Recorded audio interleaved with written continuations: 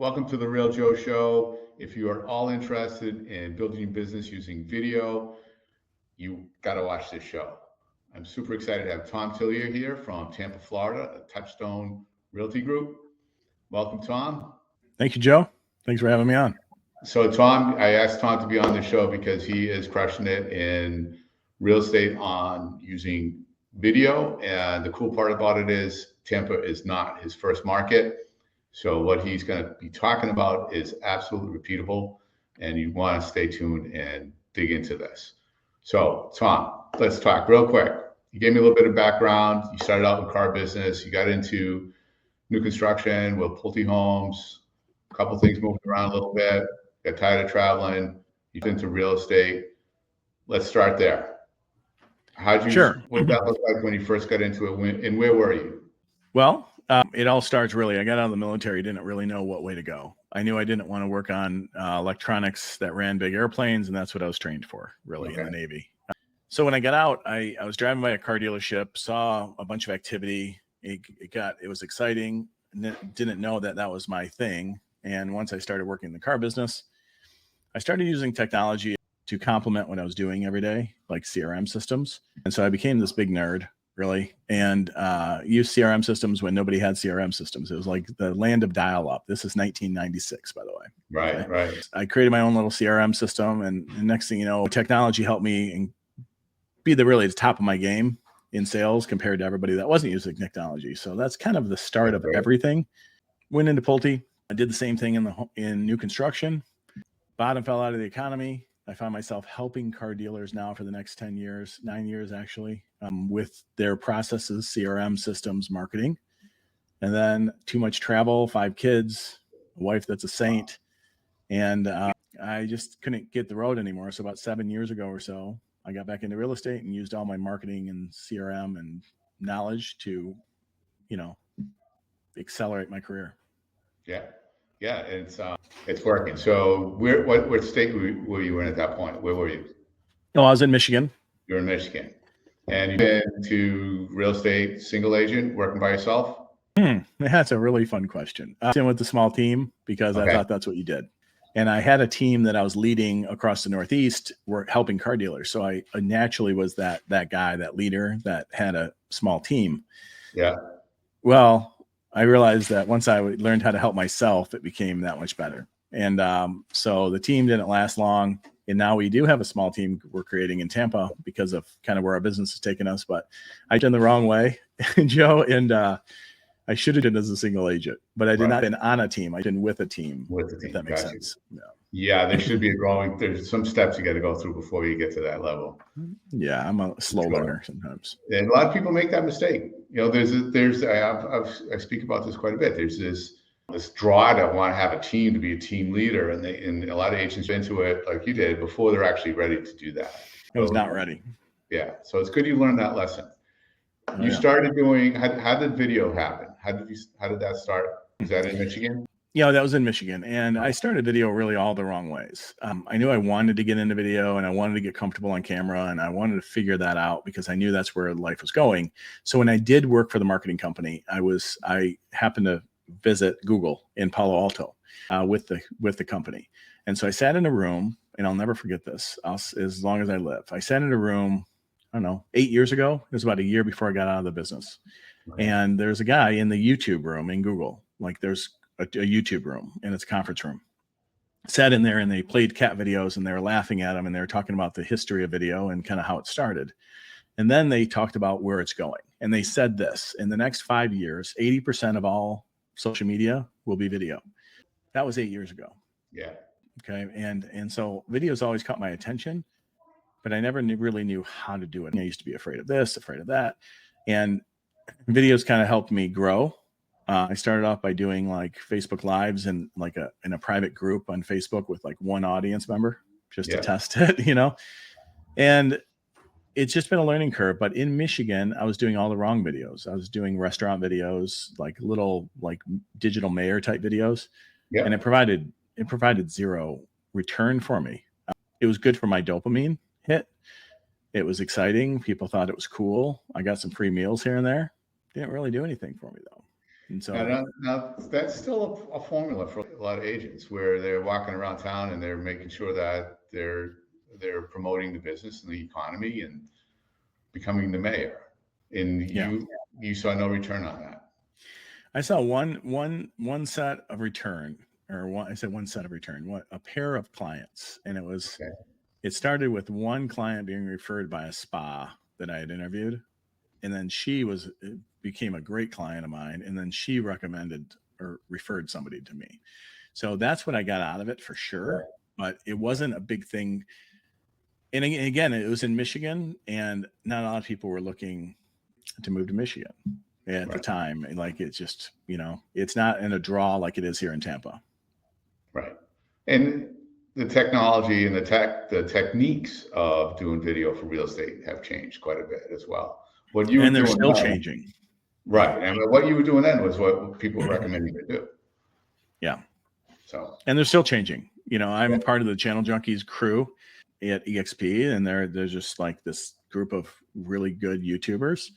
And so I learn a lot from them. I've learned a ton from them. Like, I follow them religiously. I followed them for years. And they always said, don't make those types of videos. And I did anyway, because, stubborn. Over time, when I moved to Tampa, I knew I had to change things up. So in Michigan, let's go back to Michigan before you went to Tampa. Did you realize when you were in Michigan that you had to change your formula? Yes, but I still didn't do it well. I was doing these 3-minute neighborhood drive-through videos, and I had like 3 camera angles. I had one on me, one on the front of the car, and a drone flyover. And so that was kind of cool. But the neighborhoods in Michigan, they were older existing resale neighborhoods. They weren't the new construction neighborhoods. So there wasn't a lot of meat to them. And every video was about 4 minutes long, but it started that way. Yeah. Okay. Interesting. You say new construction. We're probably going to get into that. That tends to be the biggest draw for people, buyers that looking to move into a town. That's what they want to look at. I'm sure you're going to get to that. So you moved to Tampa, and moving to Tampa was really, really interesting, because in Michigan, all my business was from Sphere. I became known in the area. I had a good reputation, good relationships across a couple counties in Michigan. So I never worried about business in Michigan, because I knew a lot of people. Couldn't kind of go anywhere without knowing somebody. It was that feel. Moving to Tampa, nobody. I knew nobody.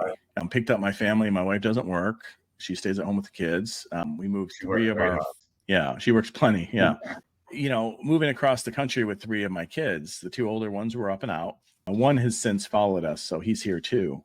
But the other one is engaged. She's in West Virginia with her fiance. They have a house, and so, but still moving with 3 kids across the country and knowing nobody, with a business that you didn't know how you were going to do it. I did that. And it was this July 26th will be 2 years. And what's your presence like there? Like, how's your business running? How you doing? I've done business in 9 counties, where I thought I was going to be like the little, lack of better words, mayor or expert in my neighborhood, because my neighborhood's large. I realized it doesn't work that way right now. And so I've kind of go anywhere I need to go. I don't really go up to Jacksonville. I don't go down to Miami or anything, but I kind of go Orlando, Lakeland, Tampa, Sarasota, down by a little bit closer to Fort Myers and Northport.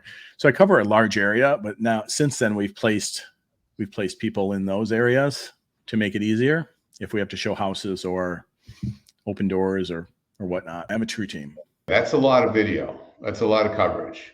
There's hundreds of thousands of homes. And how do you cover something like that so vast, so different from one from another?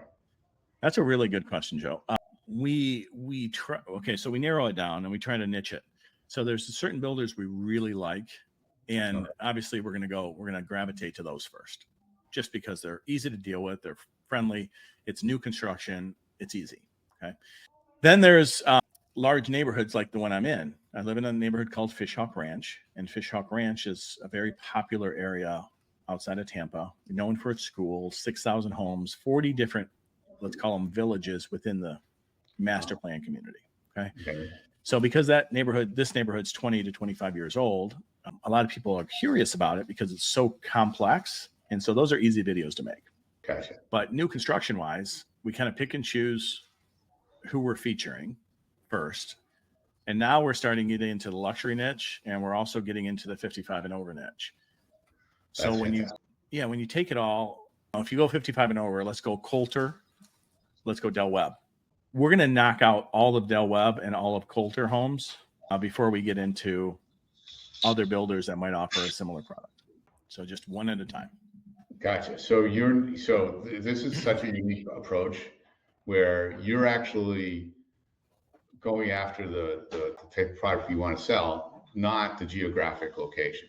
It's kind of both. Yeah, like we're going down. Okay, so for instance, Wellen Park, Wellen, Wellen Park down in Northport, south of Lakewood Ranch. Lakewood Ranch is well known across the country as being the top master plan community in the last several years. Okay, for the last several years. But Lakewood Ranch is a big place, so that's like a 50 square mile place.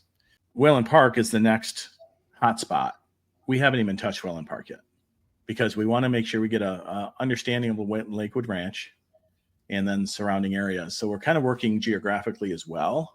So it's kind of a mix of both, but there is some rhyme and reason. Like if you were to look at our spreadsheet of neighborhoods and priorities, we're constantly shifting priorities on what's driving the business. What's the popular, what's popular if we don't get leads to come in off of YouTube. No, that's a great approach. I know a lot of agents will just draw a circle on a map and say that's going to be where I work, and they'll deal with everything and whatever is in there, which works. It's traditional. Yeah, it's not a bad approach, but you got to have some rhyme or reason, right? Yeah, no, it's very, very smart. Okay, so video. I saw you went to YouTube and Fishhawk. I didn't realize that's where you lived, but I saw that you had a few videos just on that neighborhood. And what is, I don't know if you can sum it up in one methodology. What is your template that you use when you're planning a video for the content? Yeah, these are great questions, Joe. You do a good job. So video has a lot of obstacles. There's a lot of reasons people don't do video. And those obstacles range from cameras to mic to organization to content. And so how do we develop and what to shoot? One of my coaches years ago, when I asked him this question, he said, shoot for the edit. And his name is Kevin Huber. He said, shoot for the edit. And I'll never forget it. Those little statements that impact you for the rest of your life. And so what we do, and this will help you or anybody watching this, hopefully, we shoot in 30 to 45 second shots. So if I have to talk about something for 30 to 45 seconds, it's pretty easy for me to read something, digest it, and spit it back out in 30 to 45 seconds. Okay. It's not that hard. It might take 4 or 5 takes to get it right. So for instance, and I tell people this example all the time, so bear with me. Joe, if you wanted to make a YouTube channel about fishing lures, say you know nothing about fishing lures, you can go on YouTube or on Google and you can go online and you can find a bunch of information about fishing lures. I can turn around and take that information about fishing lures. And now, mind you, now I know more because I just educated myself. I just did all kinds of research on it. And I could turn around and make a video about fishing lures. I could be like, and I could dress the part. I could put on the fishing hat. I could stand on a boat or next to water. And I could say, today, I'm going to show you the best way to catch the largest bass anywhere this side of the Mississippi. Okay. And this is what I'm going to show you, and dangle a little fishing lure. And then you're going to say this one, and I know nothing about it, by the way. I'm just ad-libbing here. This one has 3 hooks in the front, has glitter sparkles. It's a rubberized lure. I could spit out all the information I just learned and make it sound convincing. Sure. Okay. So we're not trying to fool people by acting like we know the area. We get very, very, very educated on an area. And that's why I confidently can speak on so many different areas in Florida that I would have never known 2 years ago. Right. Because it's more of an education than it is of anything else for me. It's the research. Fantastic. So then you get on the phone with people and you're like, okay, let's narrow you down to what you're looking for. And they're like, we got to be 30 minutes from the beach. Okay, cool. Well, do you need new or do you not want new? Because the closer you get to the beach, the harder it is to get new. It's a lot of old Florida type homes. But if you want to be in Parrish, Florida, I can tell you what's happening there. It's because we've dug deep into Parrish and we know everything about Parrish. Right. If that makes sense. I think having the knowledge, understanding exactly what's going on in the market in those areas is key. Otherwise, they're not going to tune in. You Yeah. can't just be full of baloney when you're out there, right? No, So you got to know what's going on. that's the content piece. I've watched your videos, and a couple of things really struck me. One of them is you mentioned editing. And I was very curious how you were doing that so cleanly. I'm lazy. That's why I like doing live. I used to do the editing. I used to do all that stuff. Got old. It was sit in the can too long. I never get it out. So I got lazy. Now I do this. You have that's obstacle number 4.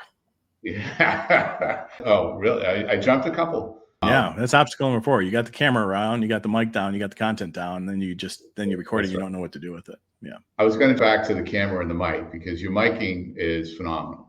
You're outside and you're crystal clear. The camera's not near you. You're not wired. You have a mic of some sort. It's one that I never saw before. And you're crystal clear on that. All right. There's 2 ways to answer. Well, there's a few things that led us to where we are now.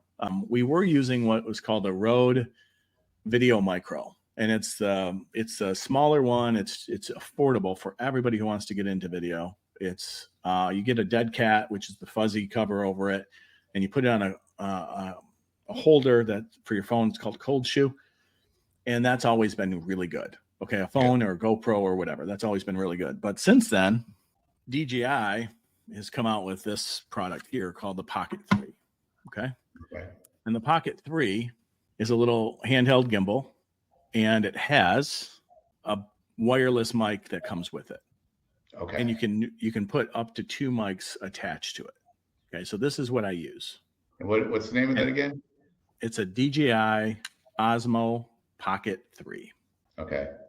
Okay. And that's so that's what I use. It comes with a little DJI mic 2, not mic 1, mic 2.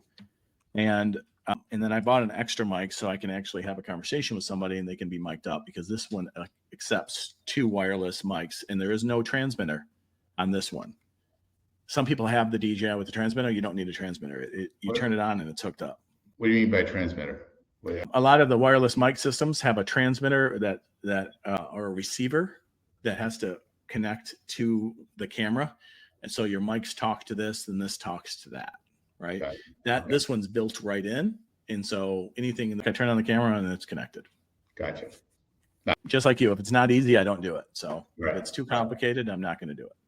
Yeah. And what struck me was you were outside interviewing somebody. So you had both mics going on and I could not hear a breeze. And it was really, really crispy sound. So that's a great find on those. Okay. So that's 2 and 3. So we can move on to 4. Yeah, that's 2 and 3. Yeah. Right. Move on to 4. Yep. Yeah. So editing, you mentioned that now it makes a little more sense now that you were saying you're doing 30, 40-second shots. Yeah. And you pop it in and out. You get different angles. So it's one camera? No. Okay. No. You can do one camera, but so B-roll. B-roll is a big thing. Yeah. And so if you a B-roll in between shots, and those 10 to 12 seconds are 3 or 4 little clips, usually related to the next shot that we're about to get into. Sure. Okay. The editor that I have kind of does his own thing a little bit sometimes, so I don't really tell him now what clips that I need. Who's collecting the B-roll? Are you shooting the B-roll? Yeah, we are shooting the B-roll. Okay. There's a few different places online that we go to get some filler B-roll if we need it. Envato Elements is one of them. Okay. I really like incorporating movie clips now. If you've noticed, we like the little movie clips, and we found a good way to do that. But we do that on the second round of editing because we don't know what the first round of editing is going to look like. And so on the second round of editing, we find areas of opportunity to insert little funny movie clips. Yeah, I saw the crow fly in on one of them. Oh yeah, that was like, creative graphics. That was brilliant. This is brilliant. Well, so it's not just informative; it's entertaining. You get a chuckle. It's really smart. So, how much involved are you with the editing? It's all depends. It's garbage in, garbage out, right? With anything, CRM systems, video, and anything. So if we go out and shoot 15 clips in a day for a video, I say 15 talking clips. Those are all labeled A-roll. Those are A-roll. That's us talking. Yeah. And because this one might be on what's in the area, drive times. They're all different types of little 30, 45-second clips. I put them in order of what I'd like to see. So intro's easy, outro's easy. Everywhere in between, sometimes what's in the area can be swapped with drive times, right? It can be all moved, but sometimes I see a certain flow, so I'll name them A1 intro, A2 location, A3. And so I name those, and then my editor's gotten to a point now where he can, as long as I put the B-roll in a folder that accompanies it, and I name the B-roll, which is also vitally important. Yeah. B-schools, B-schools 2, B-schools 3. And D is drone dash, D dash follow me, follow car, right? So you kind of, that takes the most work, and that's what I do. So I kind of serve it up on a platter. Here's your B-roll, here's your D-roll, which is your drone that we called it. Here's the walkthroughs, and then here's your A-roll. And then they run with it. I don't mess with it. That's fantastic. That's great. And how long did it take you to get to that point where you can trust them to do that? Or were they just that good to begin with? They were that good to begin with, but I've been through editors. I had one guy that he was a full-time editor, and it kind of got complacent, right? So you're going to find that with some of these guys or girls. The guy I'm with now, his company, they do a really good job, and I don't know. I see myself with this guy doing business for a very long time. Good. As long as he stays the course and he brings sometimes you'll see that there's a little bit of a laziness or complacency jumps in, and like, wait a second, you were doing this, but now you're not, right? You were doing like little noises, like little background bird chirping when the drone's flying over, but now you're not. So it does take reviewing it. And when I review it, I make very detailed notes. Yeah. At 11-second mark, this. At 1 minute and 31 seconds, this, right? And then I send it back to them, and then the second edit usually comes back pretty clean. So what's the time frame between the day you shoot and when it's being distributed? It all depends on me. My editor can get something back in 24 to 48 hours. Ideally, the first edit's 24 hours. And so 48 hours later, you got everything wrapped up. Nice. If I shoot and I don't get to the naming part of it, that's the hardest part. I'm telling you, Joe. It could take forever, right? So if I get to the naming part right away, 48 hours, I have a good working video, and then I get it. Then I put it live on YouTube. Nice. So how do you manage your time with this? Like, how much of this takes up your day, your week, or your month? Yeah. All right. So let me back that question up. What's your cadence? How often are you shooting and posting? Yeah. It takes about a half a day it could take let's say a full day of research and post. So maybe a half a day of research and a half a day of post, especially if you know the area. If you don't know the area, you might have to throw in a full day there, because you're going to go out there. And what we started doing, and we kind of got away from it, we need to get back to it, is we started doing B-roll first. So we'll go out. It doesn't matter what we look like. Doesn't matter how sweaty we are. It doesn't matter anything. And we're out there doing B-roll only. So we'll have the drone flying. We'll have a car-mounted GoPro. I use the DJI though, but DJI version of GoPro. Okay. I don't use this DJI. I use an action cam for it. So some drone footage, cinematic shots, follow me shots where the drone follows the car.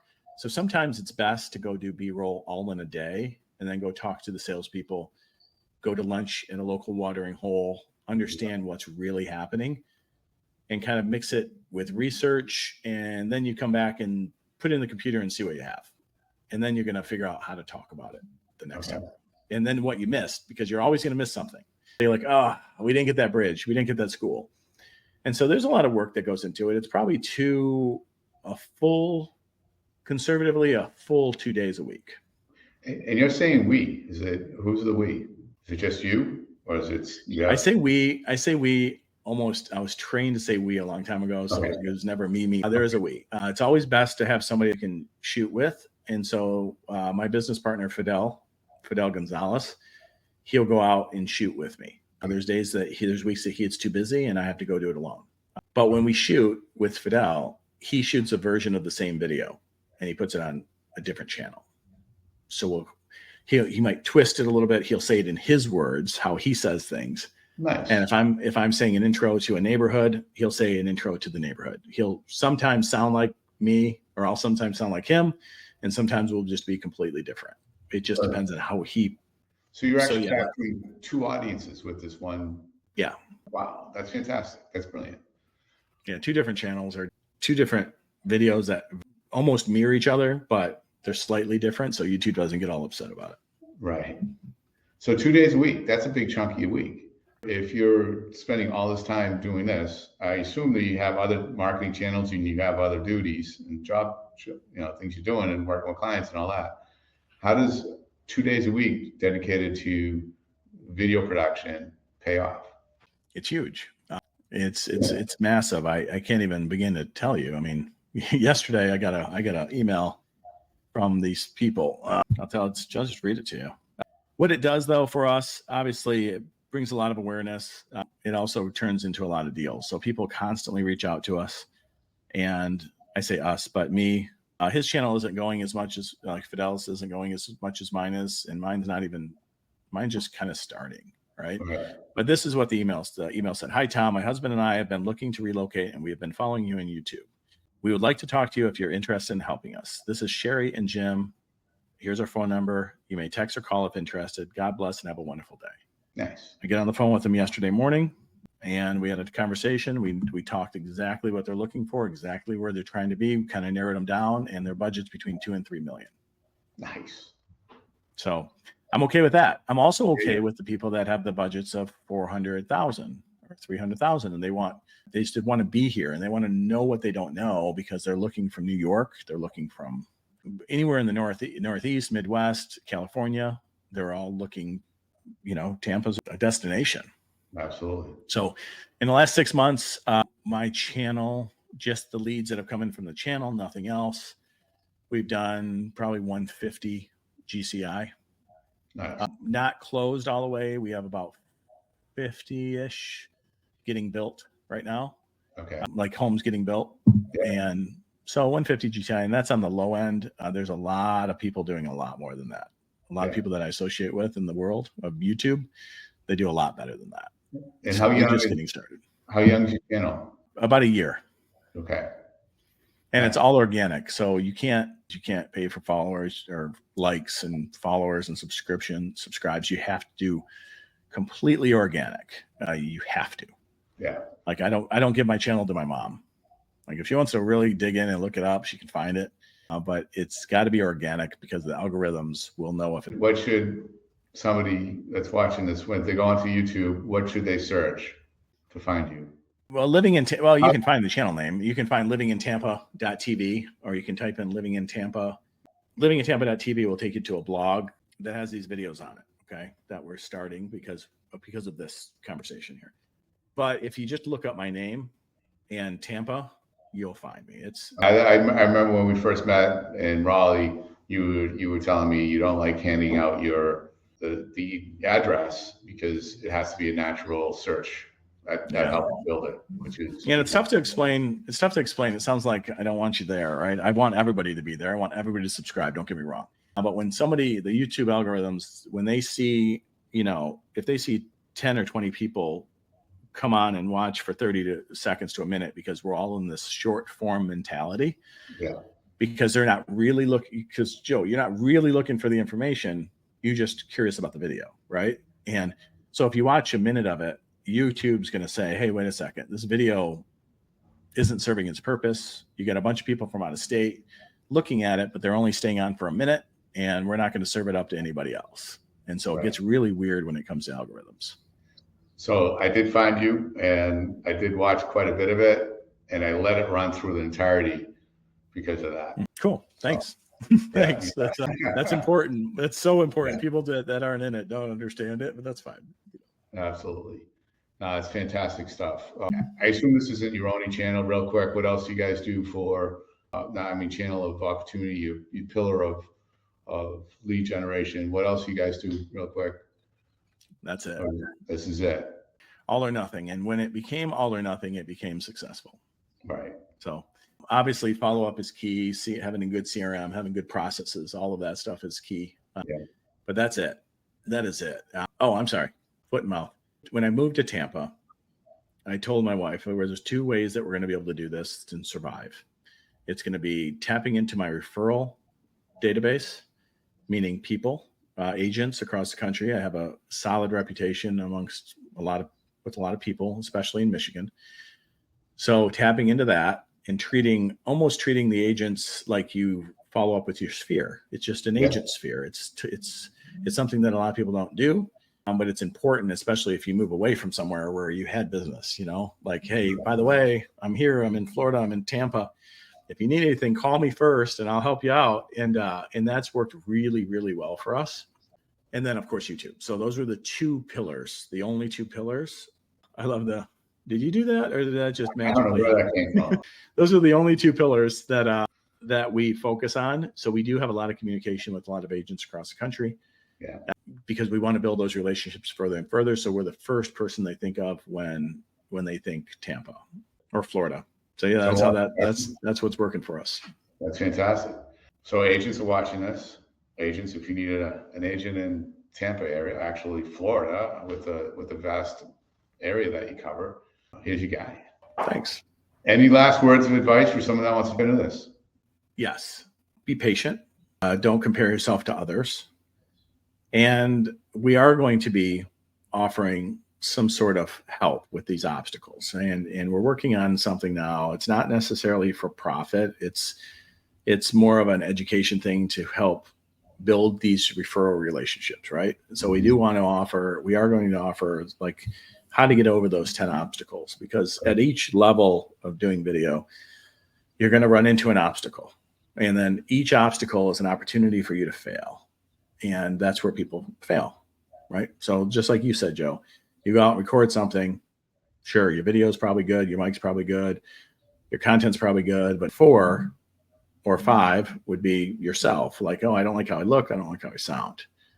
And then there's the organization part of it.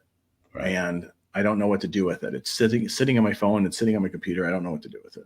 Then there's so many pieces that can stop you and that do stop people. We help get over those little. So at the end of the day, you have a produced video, and that's what we're working on right now because there's such a need for it. Yeah, that's fantastic. So Thom Tillier, you text if you want to get in touch with Thom. I think the biggest thing that you said today, you jumped all in 100%, and you didn't. That was it. And I think that's what has to happen. And the agents that I know that are successful in this, that's what they do. It's their lead gen business. They're all in. They got the people behind them, just like you, and you're doing incredible. And thanks for being on.